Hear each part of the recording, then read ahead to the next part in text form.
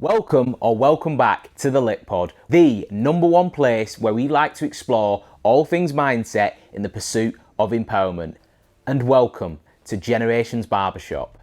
This is a business that I've owned for about 12 years now, and to be completely transparent, I'm not sure where I'd be without it. The truth is, you come to work to serve, but yet I've come here and I've literally given as much as I've got, but the strange world or rule of reciprocity seems to be true in that the more you give something away, there's a void or a vacuum created within you that can only be filled with more of the same. And I can honestly say that I do not know where I'd be without this place. More importantly, where I'd be without the people. And the reason I say that is because the people and the conversations that we have in this shop on a weekly basis always seem to have a gem or something that could be taken away and applied to life. But it's time to take a peek behind the curtains and share it with you. The plan is not only to give you regular updates about some of the conversations and extracted learnings from this place on a weekly basis, but equally in time, the aim is to get some of the clients on the show. But until then, you'll have to make do with me and my musings and takeaways from the week. So let's get into it. Two boys come into the barber shop for a haircut this week.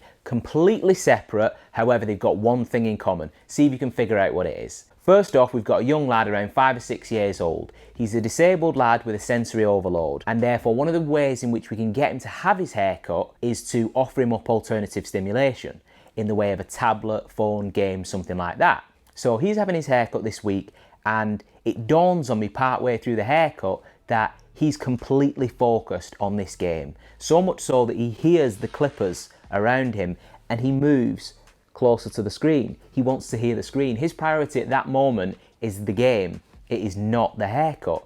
And then I actually glanced to his mother and said, it's just dawned on me that he's not bothered about his haircut. So much so, he's not bothered about getting his hair cut, nor what it looks like. That's the first one. We'll park him for a second. Second of all, you've got my nephew.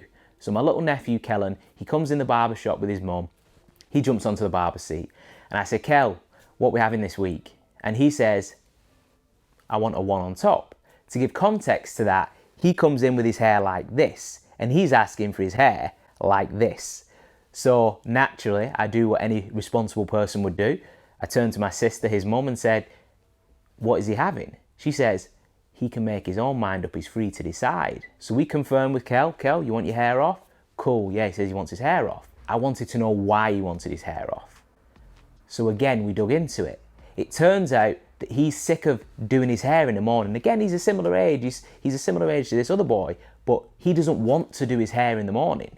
He can't be bothered with that. It's getting in his way and all that stuff. But more importantly, what I think the truth is it's getting in the way of his time in front of the TV, playing his games. What have the two boys got in common? So the two boys have got in common the fact that their priority is not the haircut. Their priority is something else. Look, I'm not condoning that, the game and the TV and things of that nature should be the priority, more the principle and how that can apply to us. So how many times in life do we find ourselves in a situation where somebody else's opinion of us or our perceived pressure from said people and their opinion becomes our priority? Now I say that to say this. How many of us are living a life that is true to ourselves? Because you've got this young boy doesn't care about his haircut, and you've got my nephew equally so. Now I don't know about you, but I've found myself many times in life, and in some ways I'm slightly embarrassed to admit it, doing something for the opinion of other people. What might they say? What might he say? What might she say? And not actually being and living a life true to myself. Where has that security gone? When you were a child and, I don't know, for example, you'd bolt out of the bath and you didn't know you were naked. You didn't know nudity existed. Whereas all of a sudden you grow up and everything seems to matter. Yeah, it's great that some things matter, but it seems like everything matters. And a lot of the time, it's a lot of the things that just don't matter. For those of you that have been to Generations Barber Shop, you'll have seen the sign outside. It says, born original, don't die a copy.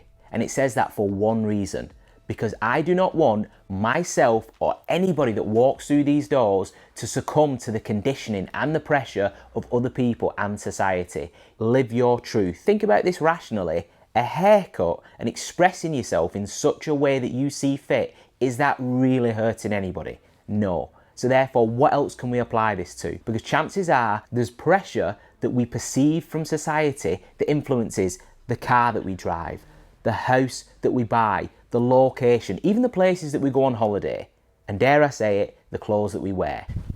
So, something a little bit different this week. Tell me if you enjoyed it or didn't enjoy it in the comments below. Tell me if you want to see more of this content. And if you do, lucky for you, because I've already recorded another one and you can see it right here. Keep living your truth, guys, and I'ma see you real soon.